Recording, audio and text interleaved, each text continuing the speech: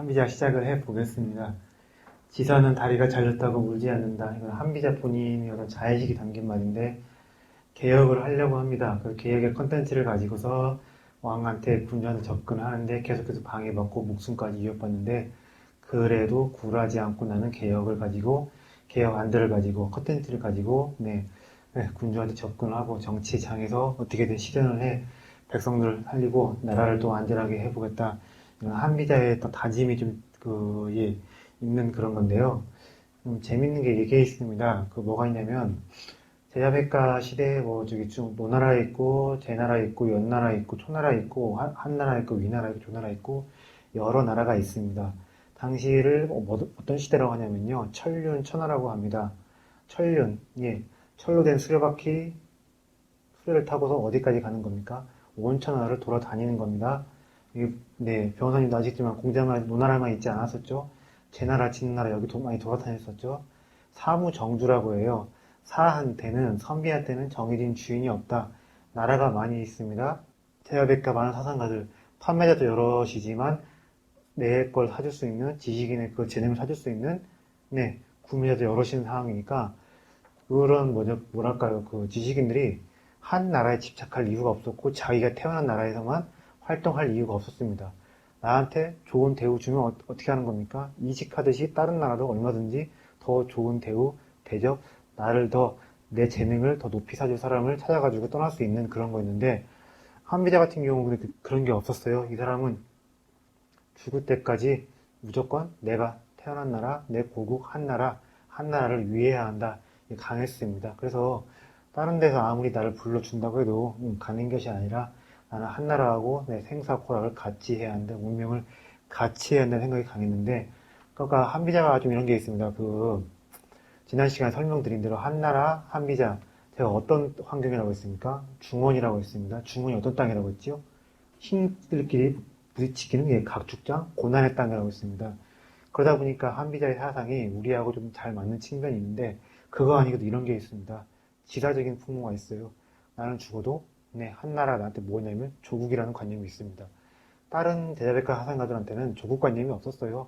얼마든지 언제든지 내 몸값 비싸게 불러주면 옮길 수 있다는 생각이 강했는데, 한비자는 지사적인 풍모, 내가 태어난 나라를 조국으로 여기는 이게 있어가지고, 한비자의 사상이 이 사람의 문제의식, 우리가 처해 있는 환경을 떠나서 이런 풍모, 지사적인 또 마음가짐과 그런 기백이, 자세가, 결연함이 우리들한테 어필되는 측면이 있는데, 어떻게든 나는 무조건 한나라를 살려봐야겠다. 마키아벨리가 이런 말 했다지요? 나는 내 영혼보다 피렌체를 사랑한다고 했는데, 이 사람도 내 영혼보다 자신의 조국, 한나라를 사랑한 사람이 아니었는지, 그런 지사적인 풍모를 좀 보고 가시면 괜찮을 것 같습니다.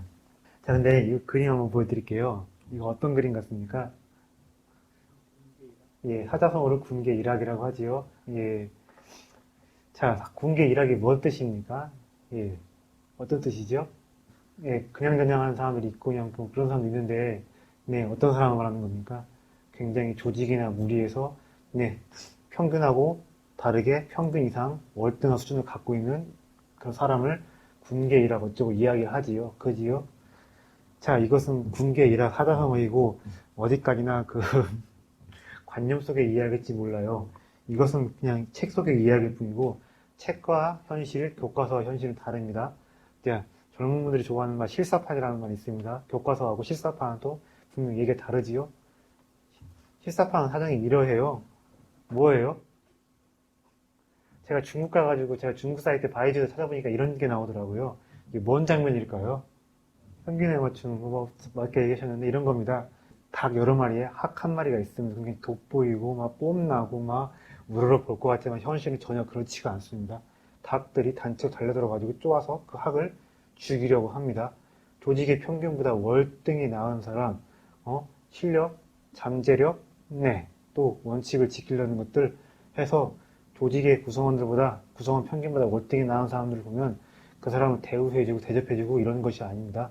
오히려 단체로 들고 일어나서 죽이려고 하고 또 겉으로 그러는 것이 아니라 뒤에서 공작을 피워서 함정에 빠뜨리기도 하고 그렇습니다. 그래서 중국 책을 찾아보니까 이런 거예요. 현실은 이렇다. 닭들이 시기심 때문에 학을 죽이려고 한다. 그러니까 이렇게 얘기를 하더라고요. 조직학 맥락에서 이런 말이 나왔습니다. 예, 내가 뭐가 있냐면 조직에서 뛰어난 인재, 월등히 실력이 있는 사람들은 절대로 조직에서 강자가 아니라는 겁니다. 철저하게 약자일 수도 있다. 근데 그런 사람들 어떻게 되냐면 모함에 빠지고 함정에 빠지던가 아니면 이런 현실을 알고 있기 때문에 움츠러들고 있어서 자기 실력과 재능을 발휘 못하는 경우도 있다는데, 자, 그러니까 리더의 자격, 리더의 품격은 이런 겁니다.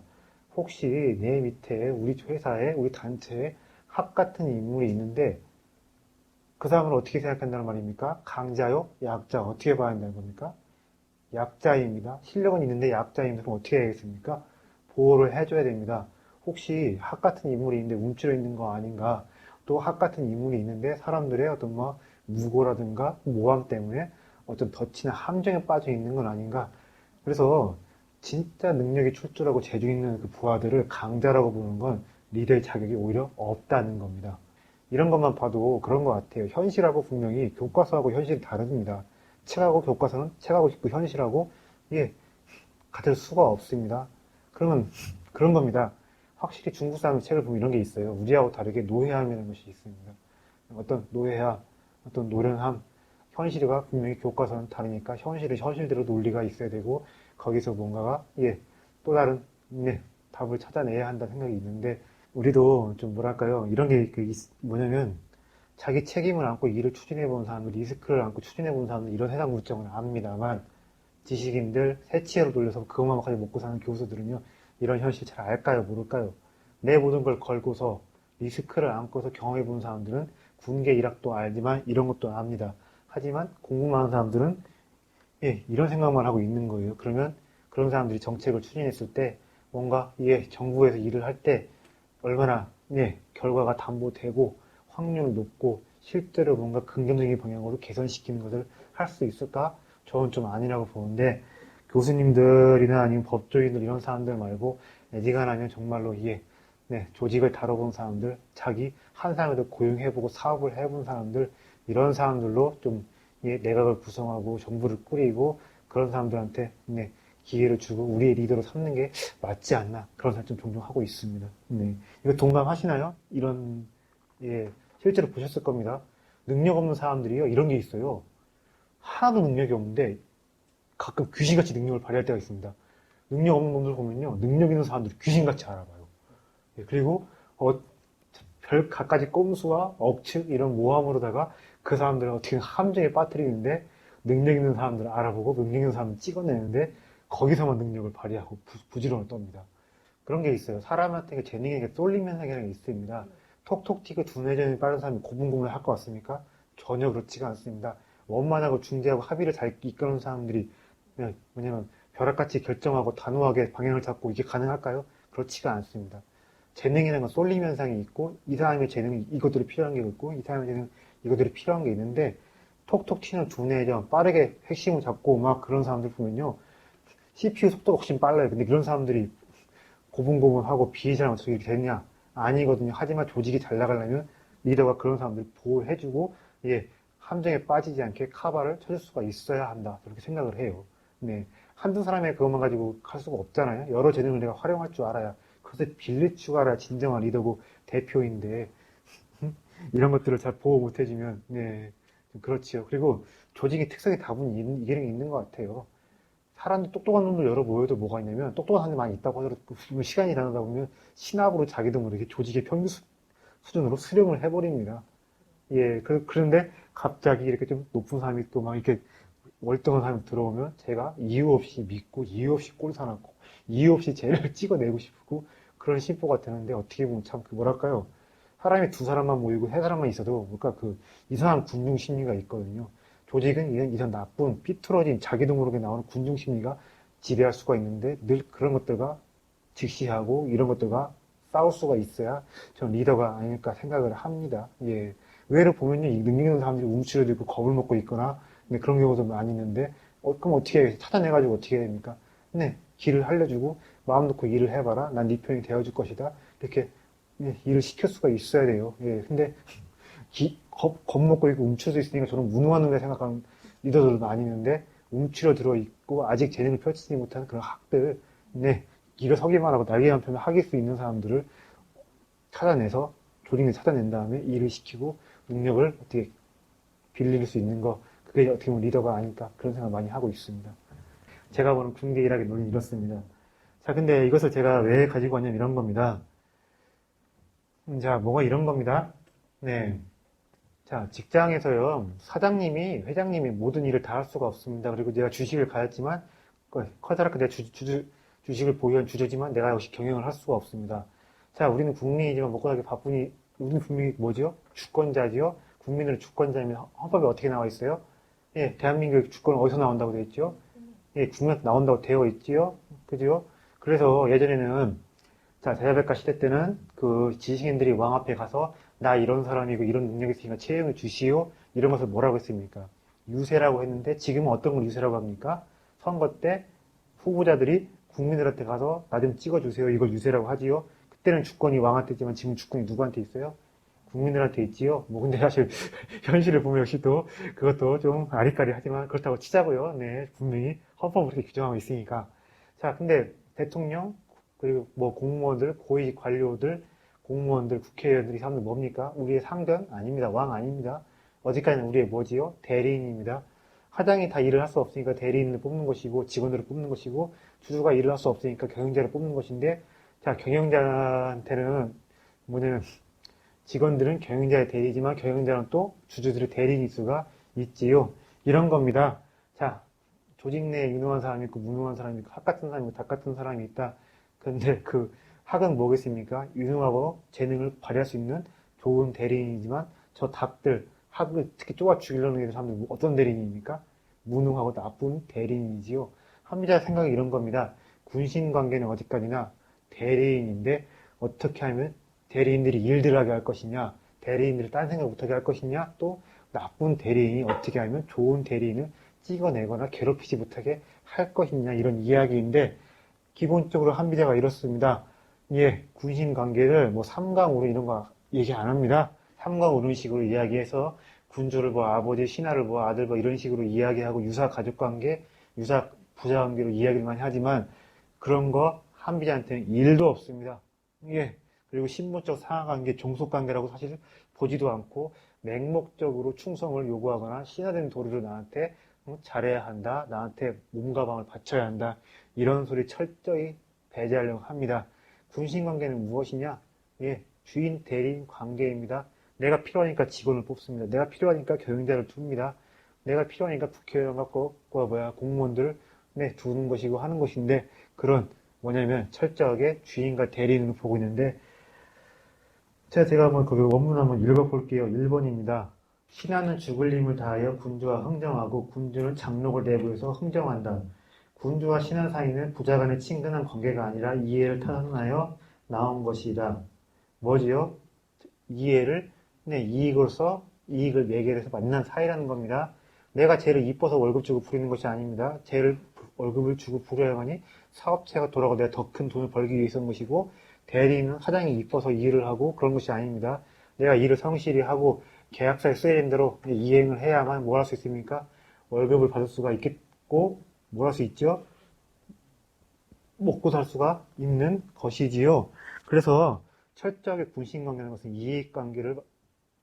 이익관계이다, 이해를 내려 만난다, 계약과 유사한 계약관계라고 보고 있는데, 그래서 한비자는 이런 겁니다. 첫째로 신하들한테 맹목적인 충성, 신하된 도리, 군신관계가 인적 종속관계 이런 생각 조금도 하지 말라는 겁니다. 쟤들은 대리인뿐이다. 그럼 대리인이면 어떻게 해야 됩니까? 나한테 충성해라.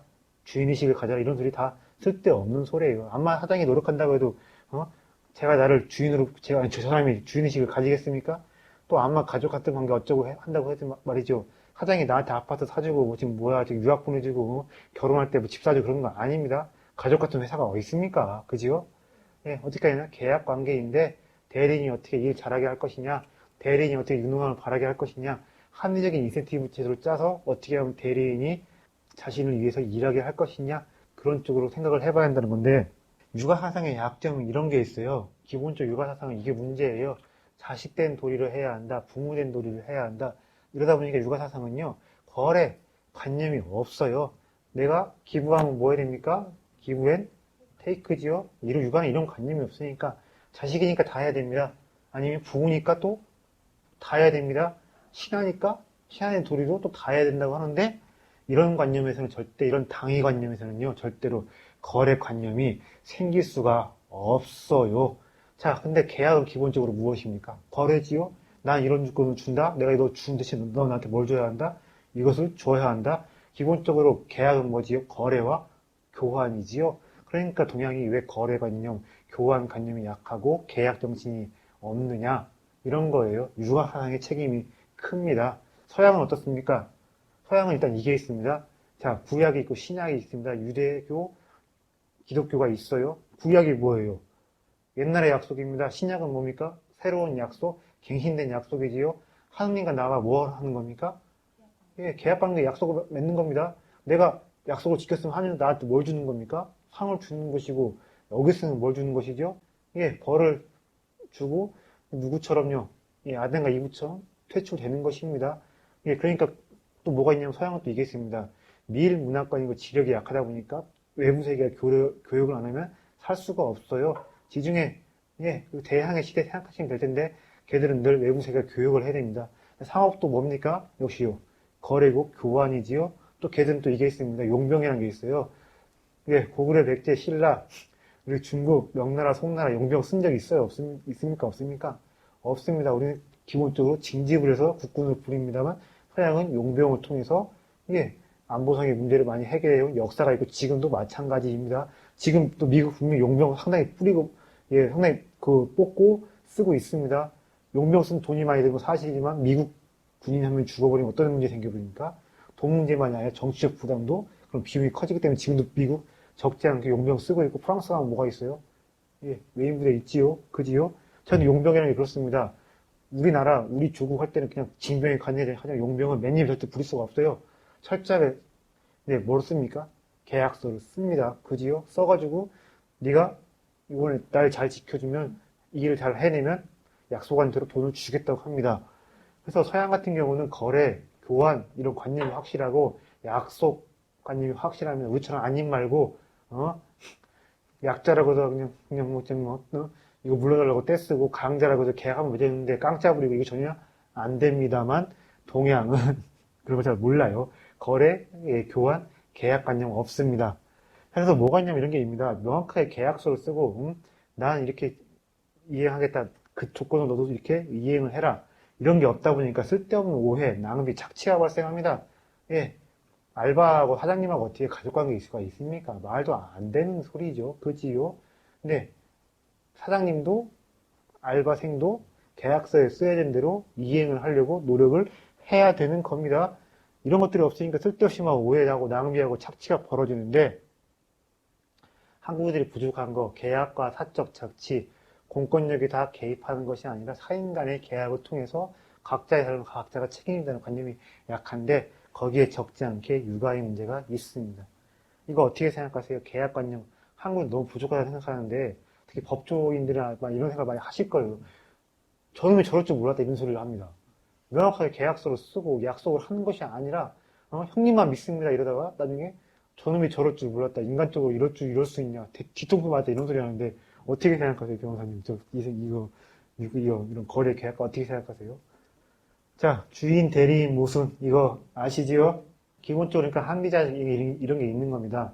자, 한나라가 어지러운데, 우리 한나라가 진짜 문제가 많은데, 신하들이 말을 너무 안 듣습니다. 근데 어떻게 해야겠습니까? 니들이 신하인지터 나한테 충성을 다하고 국가 백성을 이해해야 한다. 이런 말을 하는 것이 아닙니다. 이렇게 보는 거예요. 쟤들은 부충한 신하가 아니라 무능하고 부패한 대리인이라고 한비자는 보는 겁니다. 임금의 말을 안 듣네, 왕의 말을 안 듣고 자기 사익을 추구하네, 저런 나쁜 부충한 놈들, 이런 것이 아니라 거기서 뭘 본 것이냐면 주인과 대리인의 모순을 본 것입니다. 자, 그럼 이런 겁니다. 자, 주인, 대리인, 이거 아시죠? 주인, 대리인 모순 아시죠? 그지요? 자, 이거 경제학에서 많이 나오는 거지요? 내가 다 할 수가 없는가 사람을 뽑아서 내 일을 대행시키는 겁니다. 근데 이 대리인이라는 놈이 뭡니까? 뺑기 쓰고 일 제대로 안 하고 회사의 이익, 나라의 이익, 국민의 이익, 주주의 이익, 경영자의 이익이 아니라 내 이익만을 추구하는 경우가 있는데 그것을 뭐라고 합니까? 도덕적 해이라고 하고, 또 역선택, 이렇게 얘기하기도 하지요. 이런 겁니다. 더 쉽게 얘기해 볼게요. 자, 아버님이 돌아가셨습니다. 어머니 돌아가셔가지고 49제를 지내주려고 합니다. 그러면 누굴 부릅니까? 집안이 불자인 사람으로 누굴 불러요?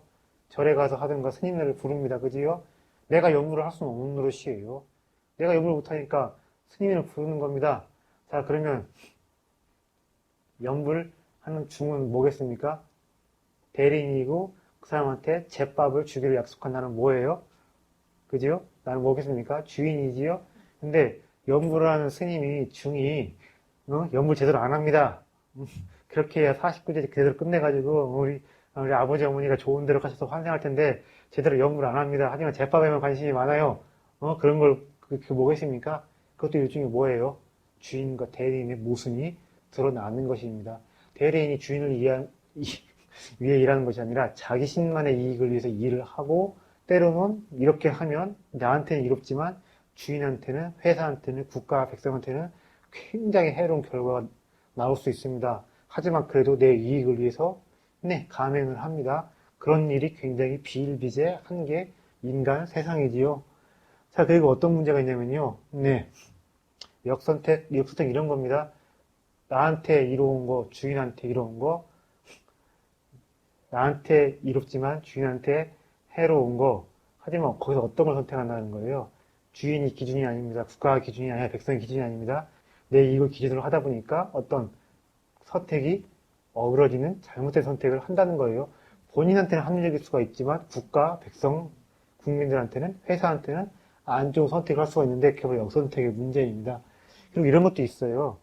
참 대리인들이 다 뺑기 쓰고 농땡이 피우고 다 일 제대로 안 하고 다 지들 멋대로 부정부패를 일삼고 국회에서 쌈질만 하고 이런 사람 이런 거 아닙니다. 분명히 진정성을 가지고 있고 국민을 위해서 일하는 무엇도 있습니까? 관료들도 있고 근데 국민을 위해서 일하는 정치인도 있고 최소한 국가에 내가 백성한테 경민들한테 해를 끼치는 짓거리는 안 해야겠다고 생각하는 유능하고 충실한 대리인이 있을 수가 있는데 대리인 문제는 혼자서 주인 연맹이는 문제가 아닙니다. 어떻게 합니까?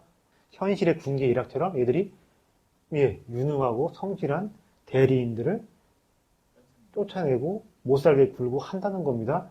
그리고 대리인 간에 담합 문제가 있습니다. 자, 나쁜 대리인, 못된 대리인이 있으면 얘들끼리 서로 뺑기 쓰고 어쩌고 빼돌리고 주인을 속이고 해서 뭘 한다는 겁니까? 자, 나쁜 놈들은 기가 막히게 또 뭐가 있냐면요. 혼자 안 놀아요. 작당을 잘해요. 그래서 뭐가 있냐. 대리인 간의 담합 문제가 이러면, 대리인 간의 담합 문제가 이러면 어떤 게 있냐면요. 반드시 주인한테, 경영자한테, 주주한테, 아니면 국민들한테 가야 할 정보가 막히고 왜곡되고 비틀어집니다.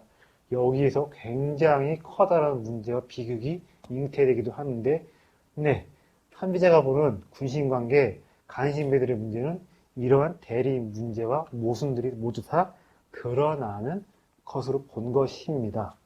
한비자의 사상, 한비자 사상하면 법술세 어쩌고 해서 신하들을 꼼짝 못하게 법으로 눌러놓으라는 건데, 이게 뭔 소리요? 지금 분명히 민주주의 시대이고 공화국 그건데, 한비자같이 왕을, 떠받드는 무슨 전제군주주의자, 그리고 왕을 기본적으로 사상에 전제로 깔고 있는 사람의 이야기가 지금 시대에 무슨 의미가 있고 통할 수가 있을 것인가, 이렇게 생각하는 사람들이 많을 수가 있는데, 아닙니다.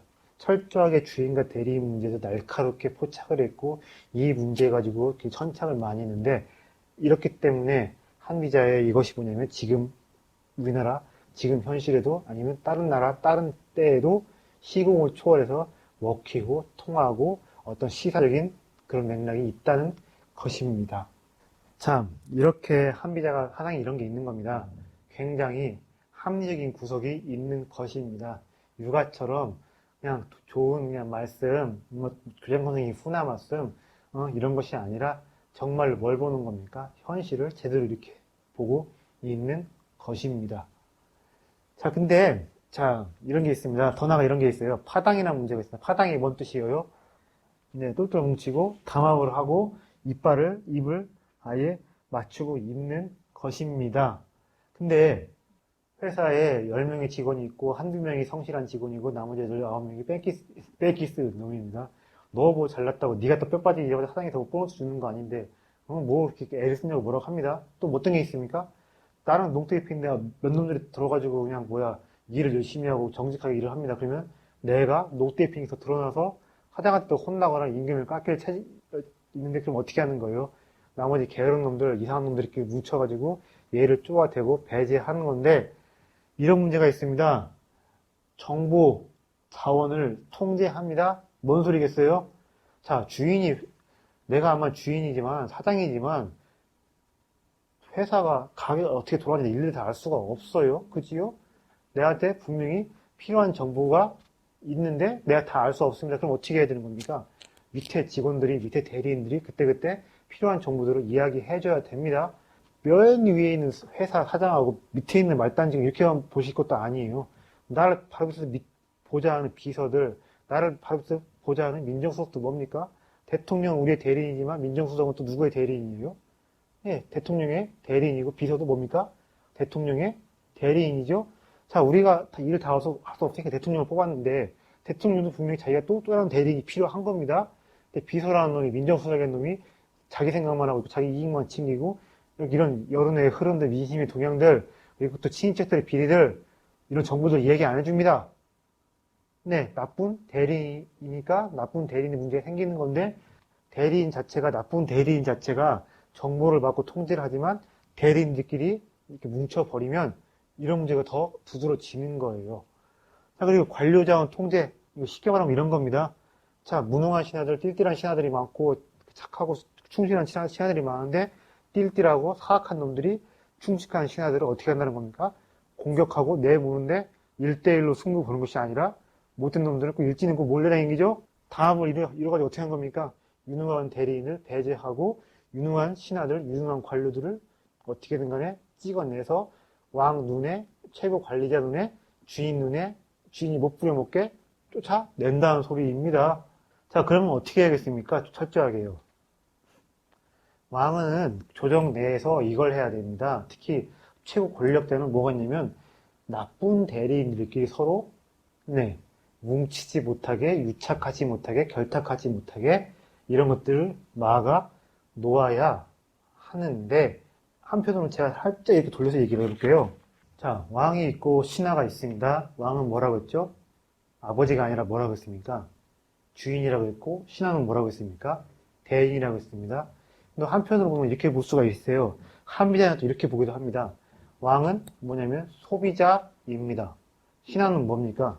자, 소비자가 있고 구매자가 있으면 누가 있어요?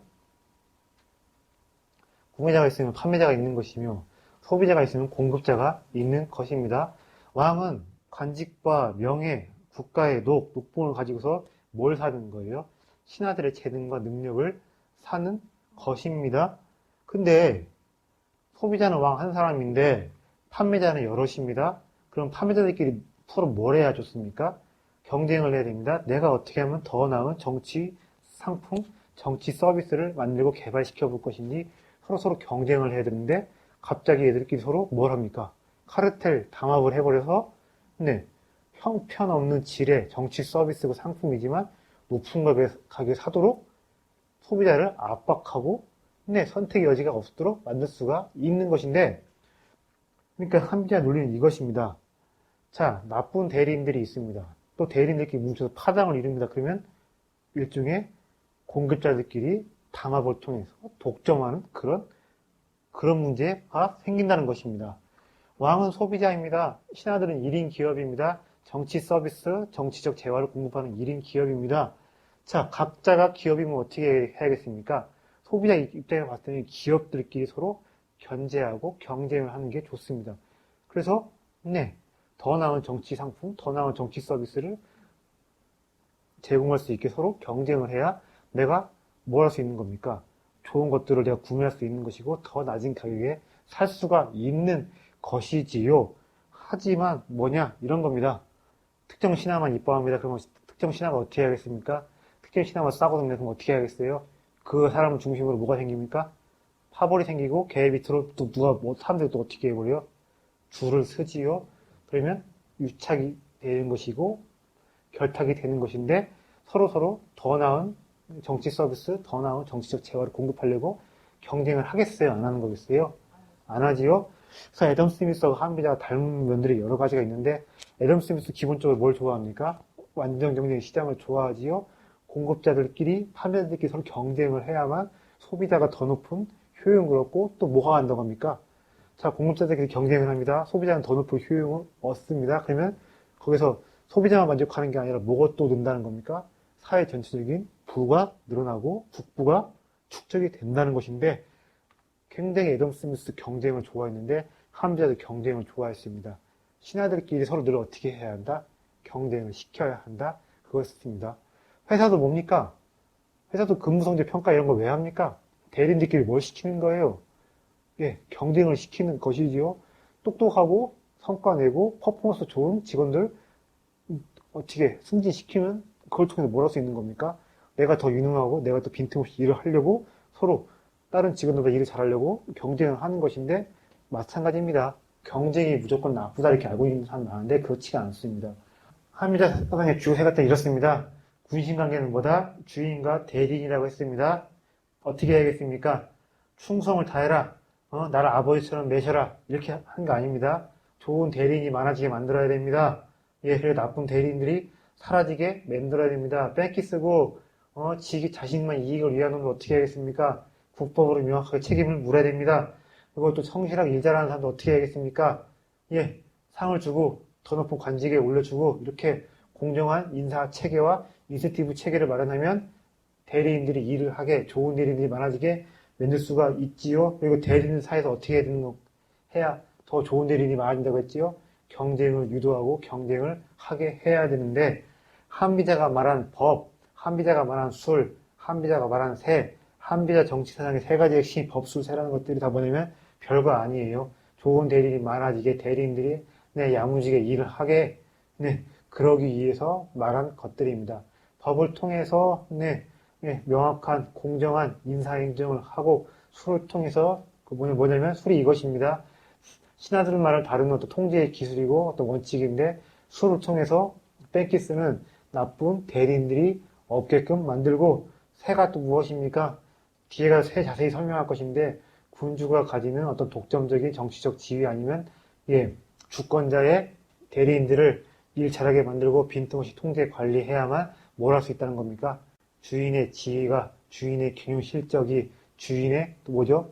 위신이 살 수 있다는 건데 법술세 별거 아닙니다. 이런 주인과 대리인들의 모순들을 최소화시키고 유능한 대리인들이 많아져서 자, 궁중사회에 유능한 대리인이 많으면 뭐가 좋아집니까? 유능한 신하, 유능한 관료, 유능한 정치인들이 많아지면 왕만 좋아지는 것도 아니겠죠? 누가 그런 혜택을 받을 수가 있습니까? 백성과 국가가 혜택을 받을 수 있고 힘없는 약한 백성들이 더 잘 살 수 있을 것인데 이런 식으로 해서 유능한 대리인, 유능한 신하가 많아지게 해서 백성들 삶도 개선시켜보자는 게 한미자 사상의 궁극적인 그런 목적이자 대방향입니다. 자, 인센티브 이것입니다. 주인, 대리인 모순이 있고 신하들은 대리인인데 대리인들인 신하들한테 주인식을 가져라 왕한테 충성해라 하는 것이 아니라 뭐겠습니까? 상과 벌을 준다는 겁니다. 도덕적 훈계, 백날 하고 도덕적 각성, 백날 발휘할 소용없습니다. 일 잘하고 주인을 위해서 일을 하고 성과를 했으면 상을 주는 것이고 일을 그르치고 일을 못하고 무능하고 주인한테 해를 끼치면 어떻게 하는 것이다? 철저하게 벌을 내려야 한다는 것입니다. 그래서 성과 중심의 보상 이런 것들 하고 우리가 법과 하면 무소무시한 형벌, 형법만 떠오르지만 오히려 잘 차근차근 읽어보면 후한상도 강조를 많이 합니다. 후한상을 주어야만이 자기 능력과 뭘 발휘합니까? 자기 잠재력을 끌어낼 수가 있다고 보았기 때문인데 자, 그냥저냥한 그냥 대리인도 후한상을 약속받고 또 실제로 받아보면 자신이 유능한 대리인이 서 노력을 할 수 있는 것인데 절대로 도덕적 각성, 훈계 이런 말만 하지는 않습니다. 그리고 공익과 사익 이런 겁니다. 자, 한비자는요 이렇습니다. 아까 애덤 스미스 같이 얘기했는데 둘이 닮은 점이 많다고 했습니다. 인간의 이기심, 내가 잘 살려는 마음을 부인하지는 않습니다. 대리인이 자신의 사익을 추구하는 거 그 자체를 나쁘다고 보지는 않아요. 다만 뭐하고 어긋날 때가 문제라고 했죠? 공익, 주인의 이익과 어긋날 때가 문제인데 내가 잘 짜놓으면 됩니다. 공익을 위해서 일할 때만, 국익을 위해서 일할 때만 사익을 얻을 수 있게 잘 제도와 시스템들을 설계해 놓으면 됩니다. 그래서 명확한 인센티브제, 명확한 근무상의 평등제, 성과중심 평등을 해가지고 아 정말 얘 나라를 위해서 일했네? 그러면 상을 후하게 줍니다. 그러면 대리인들도 아는 거예요. 아 내가 공익을 위해서 일할 때, 주인을 위해서 일할 때, 백성들을 위해서 일할 때 내 사익이 이렇게 늘어나고 나의 사익도 이렇게 확장이 되는구나 알게끔 예, 잘 제대로 짜 놓으라는 겁니다. 너의 사익을 부정하고 공익을 추구하는 것이 아니라 네가 국민을 위해 일할 때, 네가 주인을 위해서 네, 회사를 위해서 퍼포먼스를 냈을 때 네가 파격적으로 좋은 차, 좋은 집, 많은 연봉 받을 수 있을 것이라 약속을 한다는 겁니다. 네 사익을 억제해라, 나라를 위해 충성해라, 주인의식을 가져라 이런 말 백날에 할 거 없다는 겁니다. 주인의식 가져라 이런 소리 하지 말고 예, 인센티브체 잘 해놓으면 알아서들 잘할 것이다 이런 것입니다. 대립 문제 주 해결책 뭐 이런 식인 것인데 상과 펄 어떻게 인센티브제도 만들어 놓는다 어떻게 보상한다 얼마나 공익을 위해서 일했을 때 사익도 크게 누릴 수 있게 보장해 준다 이런 것들은 다 법으로서 명문화 성문화 활자 시켜놓는다 이것이 법가의 기본적인 입장입니다. 예, 단순히 방향성 정도가 아니라 어떻게든 간에 규정으로 만들어 놓아야 나도 주인도 왕도 관리자도 따돌이 못하니까 그리고 명확한 약속이 될 수가 있는 것이니까 그렇습니다. 집 나라의 주가는 뭐 발견된 걸 보면요, 뭐 정부 조직법, 예산법 다양한 것들이 나오는데 오늘 집 나라하면 형벌, 형벌 떠오르지만 절대 그렇지가 않습니다. 행정법, 체계적인 정부 조직법, 조직관리법, 인사법, 운영법, 어떻게 사람을 뽑을 것이냐, 어떻게 평가할 것이냐 그런 내용들이 많이 있는데 철저하게 신하들인 관리들인 대리인이 주인을 위해서 일하도록 예, 설계를 잘 한 것이라고 볼 수 있습니다. 자, 근데 일단은요, 조정에 유능한 대리인이 많아지게 하려면 어떻게 해야겠습니까? 들여온 다음에 교육을 잘하고 인센티브 체계를 약속하는 것도 중요하지만 내가 일단 뽑을 때 어떻게 하면 좋겠어요? 네, 성실하고 일 잘하고 똑똑한 애를 잘 뽑아야겠죠? 잘 뽑고 재교육도 둘 다 중요합니다. 잘 뽑기도 해야 되고 또 들어온 다음에 이것저것 또 재교육도 잘 시키고 명확한 인센티브 체계를 약속을 해서 동기부여하고 다 잘해야 됩니다. 근데 동기부여, 인센티브 체계 동기부여는 중요하지만 일단은 뭘 잘해야 됩니까? 사전에 선발을 잘해야 되는데 시직, 관직, 뭔 뜻이겠어요? 시험 봐서 예, 관직 한다는 거예요. 누구 아들이라고 누구 집안이라고 이렇게 하는 것이 아닙니다. 과학이 공부를 시켜봐서 뭘 한다는 겁니까? 잘하는지 못하는지 한번 본다는 건데 일종의 뭘로 볼 수 있는 겁니까? 인턴제도로 볼 수 있는 겁니다. 예, 일본이 이렇다고 하더라고요. 걔들은요, 우리처럼 바로 몇 기 이걸 없다고 들었는데 서로 관찰하는 시기랍니다. 초 뽑자마자 많은 임금을 주는 경우 대기업도 많지 않다고 들었어요. 이런 겁니다. 처음엔 적은 돈만 주면서 얘가 똘똘한지 일 잘하는지 몇 년간 지켜본다는 겁니다. 또 뭐겠습니까? 대리인도 내 여기서 일할 만한지 아닌지 이 회사가 내 그것을 키워갈 만한지 아닌지 3년 동안은 근데 서로 주인도 대리인도 서로를 관찰해가는 시기라고 하는데 예, 이런 식으로 먼저 이야기를 했어요. 철저하게 이런 겁니다. 시지, 관직, 과학의 공벌 시험을 통해서 한번 뽑아보고 또 시험 점수가 형편없지만 이런 사람도 있습니다. 일 시켜보면 또 더 잘하는 사람도 있어요. 그지요? 예, 가방도 길지 않지만 막상 일 시켜보면 또 잘하는 사람, 성과를 내는 사람이 있습니다. 이런 식으로 해서 사람을 일단 공정하게 객관적으로 뽑아놓고 시작을 해야 유능한 신하, 유능한 대리인들이 많아진다는 건데 한비자는 이게 있습니다. 이 사람은 이게 있어요. 여기에는 제가 그 안 나와 있는데 제가 그 원문을 안 가져왔는데 다음에 한번 가져보겠습니다. 한비자는요 용무하고 언변을 사람 뽑을 때 철저하게 배제라고 합니다. 이게 왜 그럴까요? 자, 사람 외모하고 말빨이라는 게 이렇습니다. 타고난 거 노력 중요하지만요 같은 외모지만 잘 꾸미는 사람이 있고 예, 또 면접을 갈 때 그냥 가는 사람이 있지만 5, 6만 원 주고서라도 미용실 가서 뭐라도 하고 가는 사람이 있습니다. 또 똑같은 사람이라도 좋은 환경에서 컸고 부모님들의 교양이 있고 집안이 빵빵하면 같은 말도 자신감 있게 여유 있게 교양 있는 언사로 표현할 수가 있습니다. 그러니까 용무하고 언변을 그 사람의 능력과 그 사람의 책임감, 충성심, 잠재력보다는 뭐냐면 철저하게 배경에서 많이 좌우되니까 공정한 선발을 해친다는 거예요. 그래서 한비자는요 한비자가 오늘 한국사에 왔으면 블라인드 테스트 이거 절대 반대했을 겁니다. 절대 찬성하지 않았을 거예요. 오히려 철저하게 학점, 철저하게 같은 날 모여서 시험 봐서 뽑고 아니면 3년 동안 일 시켜봐서 잘하는 놈 뽑아라. 이렇게 시켰을 것이지 공정하게 어쩌고 한다고 해서 면접의 비중이 늘어나고 그런 식의 블라인드 테스트, 시험보다 면접, 시험보다 대면 평가 위주 이것을 한비자가 찬성했을까? 전 절대 아니라고 봐요. 자, 학벌 안 보겠다고 해서 블라인드 테스트를 하면 과연 지방자산에서 유리할까요? 아니, 더 케이스 정확히 보면 없는 집 애들한테 블라인드 테스트가 유리할까요? 저는 아니라고 봅니다. 자신감 있는 얼굴, 광나는 이거 외모, 자신감 있는 뭐냐면 그 말과 어떤 여유 있는 뭐라고 해야 되나 여유 있는 그 언사, 어떤 분위기, 톤, 교양 있는 언사들은요 성적을 제외해놓고 보면 알게 모르게 있는 집애들이 훨씬 더 유리합니다. 재상은 시골에서 뽑고 장수는 어디서 뽑아야 한다? 병사에서 뽑으란 말도 했습니다. 무조건 객관적으로, 능력으로, 그리고 오히려 체제 외곽에 있는 애들을 뽑아놨을 때 얘들이 잠재력과 괴물들이 발휘해서 새로운 시대를 열어나갈 수 있다. 그런 것도 했던 것 같아요. 자, 어쨌든 한비장 이렇습니다. 궁중문호를 개방해야 한다.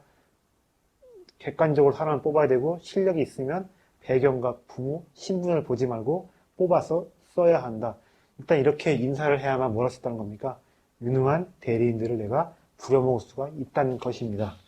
자, 근데 여기서 살짝 다른 얘기 드려보겠습니다. 자, 과거제가 있습니다. 과거제 뭡니까? 시험으로 사람을 선발하는 겁니다. 자, 근데 과거제 하면 아직까지 우리나라 사람들한테 이거 DNA 있다고 보십니까? 없다고 보십니까? 저는 과거제 DNA 시험 한 방으로 인생 역전하는 거 아직까지 한국 사람들 DNA와 판타지 안에 분명히 있다고 생각을 합니다. 예전에 사법고시하고 서울대 입시가 뭐였죠? 일종의 과거였지요? 그지요? 서울대, 특히 서울법대 가면 이제 과거급제랑 비슷한 거 봐왔던 것이고, 예, 지금은 뭐가 있습니까?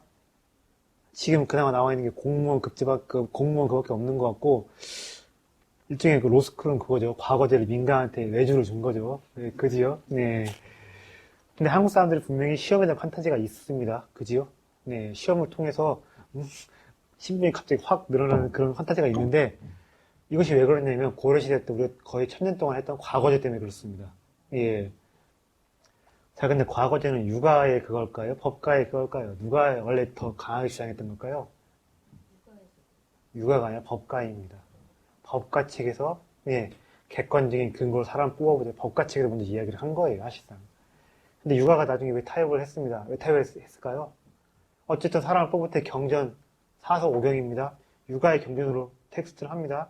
그러니까 딱히 반발할 이유가 없었고 또 객관적인 근거로 사람을 뽑는다, 시험을 본다 하지만 그래도 시험 공부는 누가 유리합니까?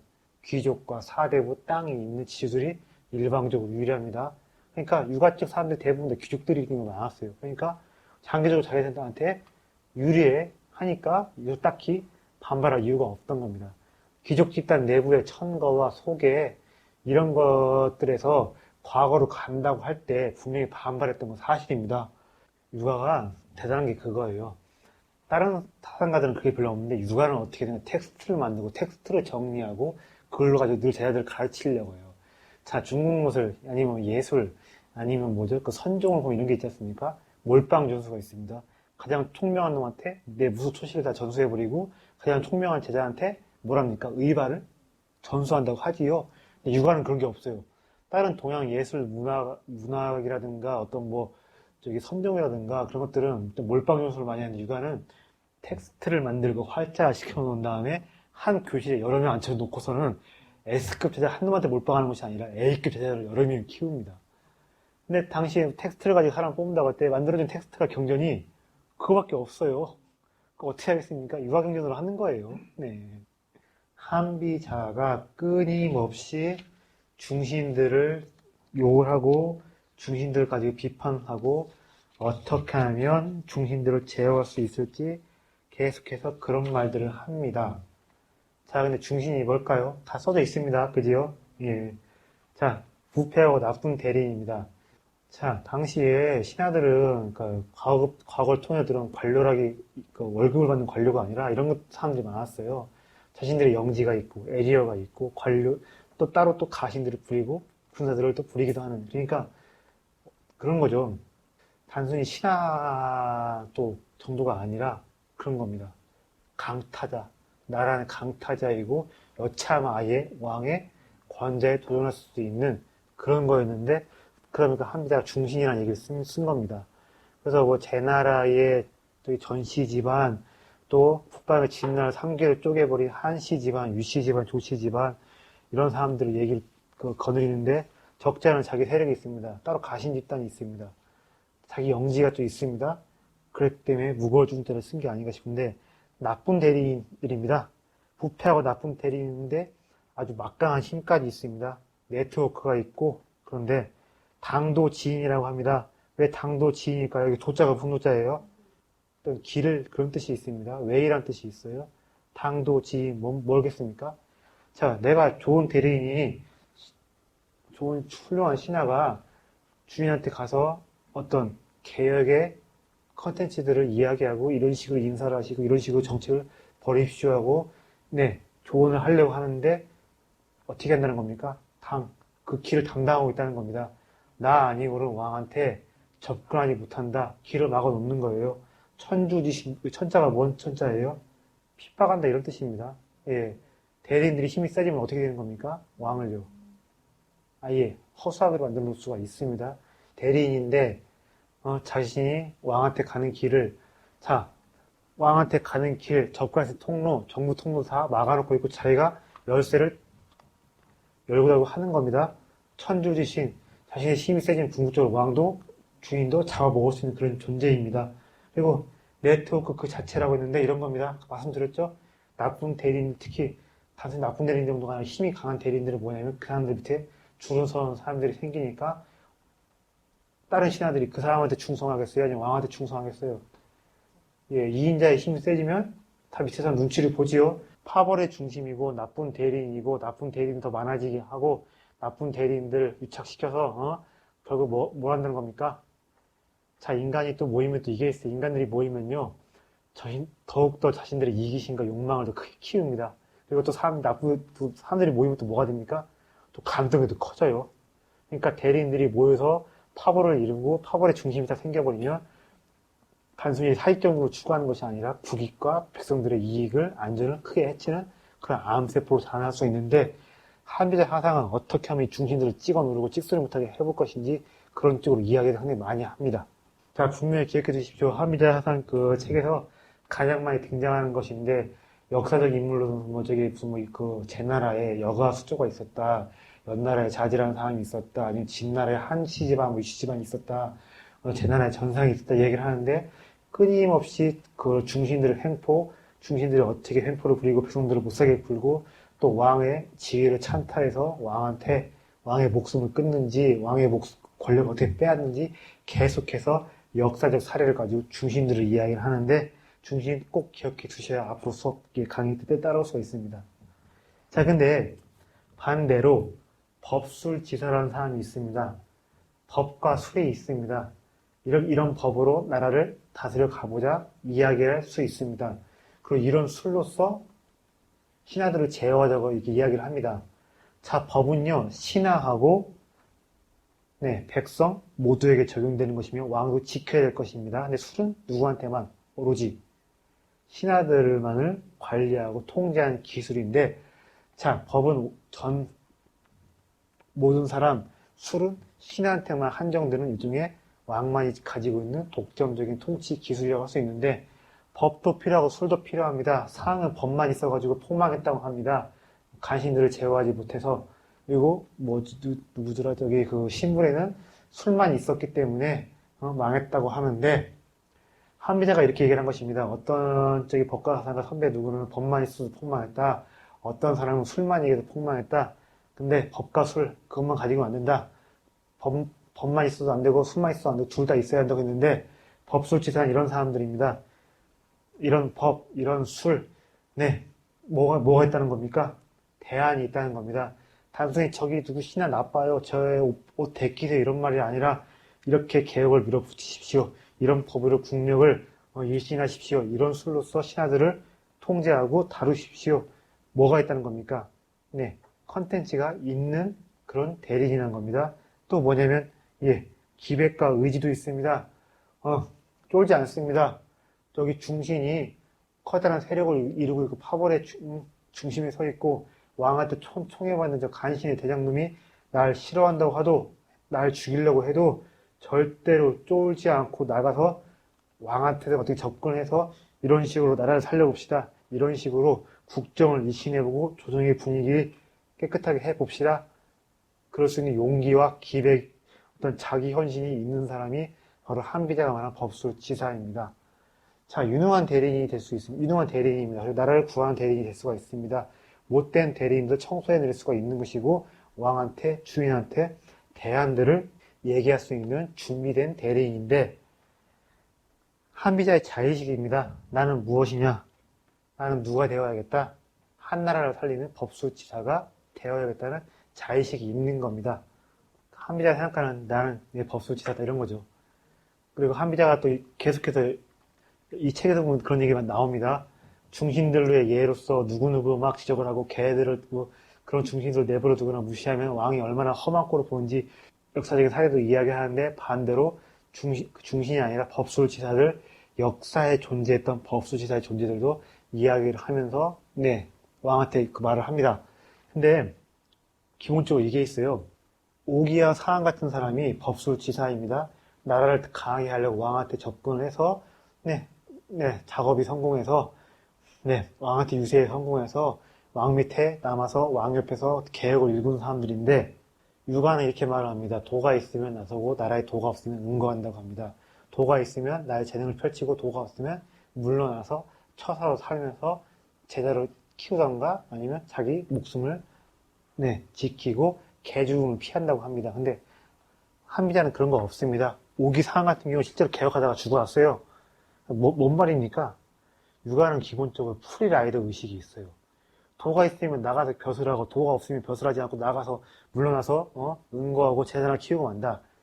이게 뭔 소리일까요? 이게 맞는 말일까요? 오히려 도가 없을 때 나서서 적극적으로 이렇게 바꿔가지고 이야기를 하고 이런 대안을 고쳐가자고 이야기를 해야 진정한 지식인이 아닐까 싶은데 유가는 그런 거 없습니다. 도가 있을 때 없을 때 노노에서 공제에서부터 그런 얘기를 합니다.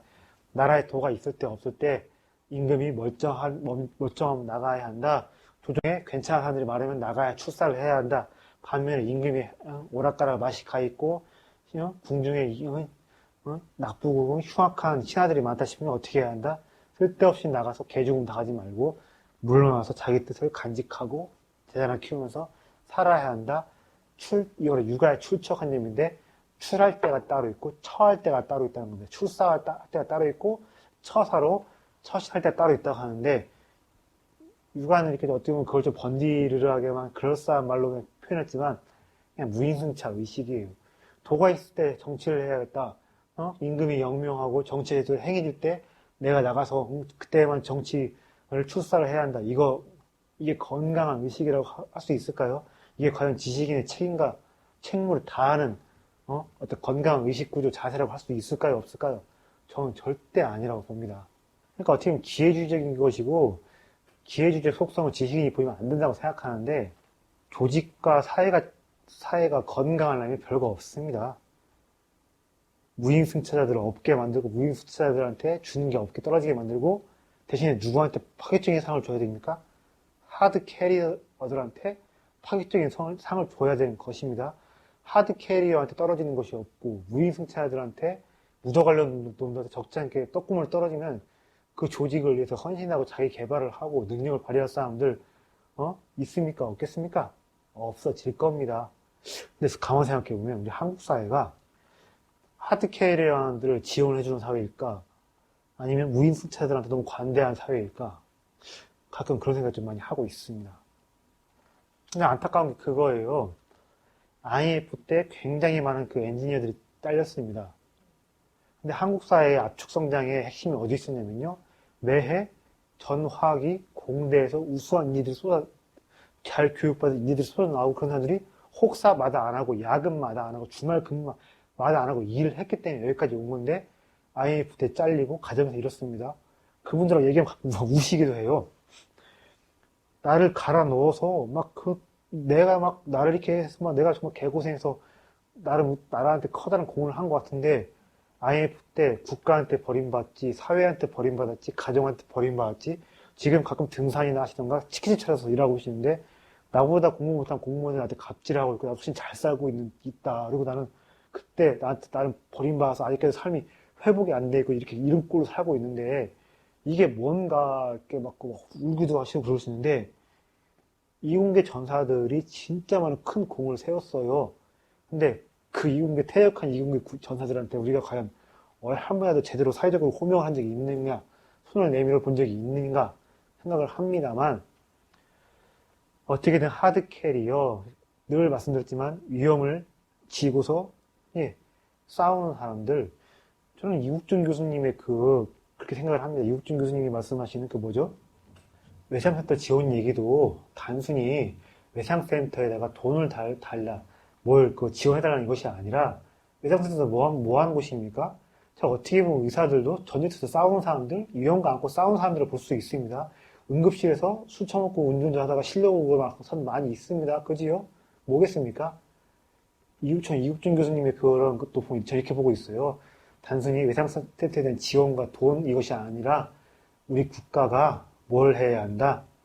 이게, 안전하게, 아니, 후방에서 아랫목에 등붙이고 있는 사람들을 챙기는 것이 아니라, 프론티어에서, 전선에서, 네, 리스크를 안고 싸우는 사람들에게 지원과 존경을 주는 사회로 가야 한다는 어떤 경고의 메시지를 보고 있는데, 과연 한국 사회가 하드캐리어를 대우하는 사회일까? 아니면 무임승차들한테 관대한 사회일까? 어떻게 생각하십니까? 중국이 그걸 했습니다. 감청 불가능 양자 위성통신 묵자를 쏘아 올렸습니다. 위성통신이 묵자입니다. 사람들이 저한테 그렇게 물어더라고요. 야, 중국 저렇게 과학기술, 한국우주기술 발달했다. 쟤 정말 과학에 큰 투자를 하고 있고, 말은 니들이 과학자가 되려고 하고 있는데, 우리나라는 뭐 하고 있었는데, 그럽니다. 그것도 몰라, 뭐 하고 있었긴, 우리 노량진에서 공무원 시험 준비했잖아. 이렇게 말을 합니다. 과학자들이요, 국어공무원들 그러다가 못 사는 경우가 많이 있어요. 그러면 그렇다는데 과학기술 실험실 대학 석박사로서 거기서, 쌍욕 먹으면서 일하고 싶겠습니까? 전혀 아닌데, 한국사 인센티브 체계를 분명히 좀 고장 나 있습니다. 공무원을 좀 줄이고, 공무원 축소하고, 공무원 연금 개혁하고, 과학자, 기술자들이고, 사람을 쓰는 사람들. 저는 그래서, 아전하고 훈장님, 교사나 공무원들 이렇게 생각합니다. 그리고 대학교에서 입만 사는 교수들, 386그 셀럽들 이렇게 생각합니다. 현대판 사대부 선비라고 생각하는데, 안 돼요. 산업공상이 아니라 상공농사 이렇게 가야 한다고 생각을 하는데 상인 단순히 기업과 재벌만 하는 것이 아닙니다. 사람을 쓰는 사람들, 사람 쓰고 빚을 내서 사업을 하고 런칭하는 사람들, 엄청난 리스크를 안고 싸우는 사람들이죠. 그리고 단순히 공들여만 하는 것이 아니라 과학자들, 기술자들, 우리 엔지니어들, 이공계 전사들, 혹사 마다하고 일해오신 분들, 지금은 사적으로 협력하고 과학기술 쪽에 커다란 인센티브 줬으면 좋겠습니다. 한비자가 고분편이라는 그 편이 있습니다. 거기서 고분을 이야기합니다. 고분이 뭘까요? 외롭고 분하다입니다. 나는 분명히 충직한 마음이 있는데, 나는 분명히 대안과 컨텐츠도 있는데, 계속해서 뭐 한다는 겁니까? 화시지벽은 한비자의 자의식 정도가 아니라 자신이 겪어야 했던 재앙과 회익일 수도 있어요. 끊임없이 왕한테 접근해서 우리 조국을 살리기 노력을 하는데, 네, 왕이 나를 알아주고 등용하는 것이 아니라 몰라보고 저 간신배들 나를 아예 어떻게 하는 겁니까? 해코지를 하는 겁니다. 하지만 뭐예요? 그래도 나는 어떻게든 간에 개혁을 관철시키고 나라를 살리겠다고 다짐하는 걸로 끝이 나는데, 한비자를 보면요, 이런 것들이 많이 있어요. 고독하고 분하다. 일종의 분노이고 증오심입니다. 근데 원래 이래요. 증오는 정치의 원동력입니다. 증오는 나의 힘입니다. 우리가 친구 없는 세상을 생각할 수 없듯이 적이 없는 세상도 생각할 수가 없습니다. 그리고 정치라는 것은 원래 증오심을 체계적으로 조직하고 그럴듯한 말과 언어로 바꾸고 순화시켜 있는 것인데, 한비자의 그 텍스트를 읽어보면 중신 집단에 대한 증오심이 보이는데, 그것 때문에 한비자를 평가절하할 이유가 없고, 원래 정치라는 것은 적당하게 증오심이 없으면 안 됩니다. 증오심이 에너지일 수 있습니다. 다만 증오심은 어떻게 됩니까? 순화하고 그 증오심의 발현이 단순히 나쁜 놈 때려잡자는 것이 아니라 공동체의 이익과 대의를 위해서 쓰일 수가 있게 잘 조직하고 정리를 하고 가다듬어야 한다는 것 뿐이지, 대놓고 이런 겁니다. 인간은 돈을 위해 사는 것이고 정치는 증오 없으면 할 수가 없습니다. 그래요. 근데 이렇게 말씀 더 드려볼게요. 자, 증오심 자체가 분노 자체가 나쁜 건 아니에요. 성찰적 분노가 있습니다. 단순히 사람한테 향하는 것은 파괴적인 분노입니다.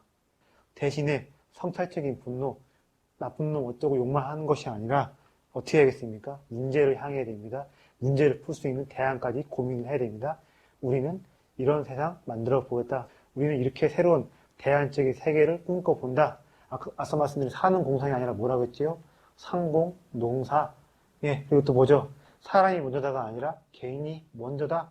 인이 예지 신이 아니라 우리는 이렇게 해야 됩니다. 신이 예지 인, 말의 무게, 약속의 무게, 계약의 무게를 늘 어렵게 생각할 수 있어야 됩니다. 그지요? 그리고 세계 속의 한국인이 아니라 한국 속의 세계인, 여기서 한 번도 해외 못 나가봤지만 글로벌적인 마인드를 가지고 있는 사람을 키워내고 중용할 수가 있어야 됩니다. 제가 생각하는 대안적인 세계의 모습이고 새로운 대안적 세계를 위한 새로운 상식들인데, 분노 자체가 증오심 자체가 나쁜 건 아닙니다. 사람을 향하는 것이 아니라 문제를 향하고 문제의 해결을 위해서 내가 뭔가를 고민해보고 대안을 모색해 보려고 하면 그런 성찰적인 분노는, 성찰적인 증오는 제가 봐서 필요한 게 아닌가 싶고, 한비자가 이런 증오심과 분노, 빡침이 많아요. 근데 제가 봤을 때는요, 지식인은 분노가 없으면 지식인 자격이 없는 겁니다.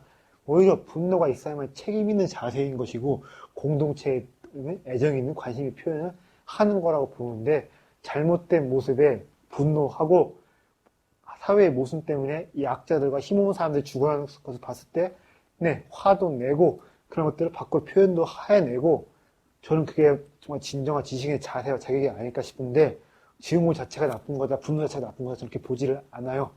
어떤 방향으로 가느냐, 연결되고 링크될 수 있느냐, 그게 문제인 것이, 단순히 빡침, 분노, 고독함, 절망감, 어떤 증오심 자체가 있으면 지식인이 아니고 그 자체가 나쁜 거다? 저는 절대 그렇게 보지가 않는데, 자, 정리해 보겠습니다. 주인 관계가 어떤 관계다? 주인과 대리인 관계다. 그리고 함의자는 개혁을 원했다는 개혁의 방향은 무엇이다? 나쁜 대리인이 나가게, 훌륭한 좋은 대리인이 조정 안에, 관료 집단 안에 가득 차게 해야 한다. 개혁지상주의자, 개혁주의자, 합리자는 그런 것들과 연관지어서 이해를 해야 될 것이며, 분명히 합리자 내에서 중심들, 나라를 망치는 간신들, 공익이 아니라 사익만을 추구하는 못된 이게 파벌의 중심 세력들에 대한 그런 증오심과 분노가 보이는데, 그것 때문에 합리자 절대로 폄하해서는 안 된다. 증오와 분노심이 어쩌면 있어야 하는 게 당연한 것이고, 네, 그런 것들을 가지고 있는 지식인들이 있어야 오히려 더 건강하고 미래가 있는 사회일 수가 있다. 저는 그렇게 생각을 해보는데, 자, 그럼 이상 정리를 하고, 네, 오늘 한비자 강의는 여기까지 하도록 하겠습니다. 감사합니다.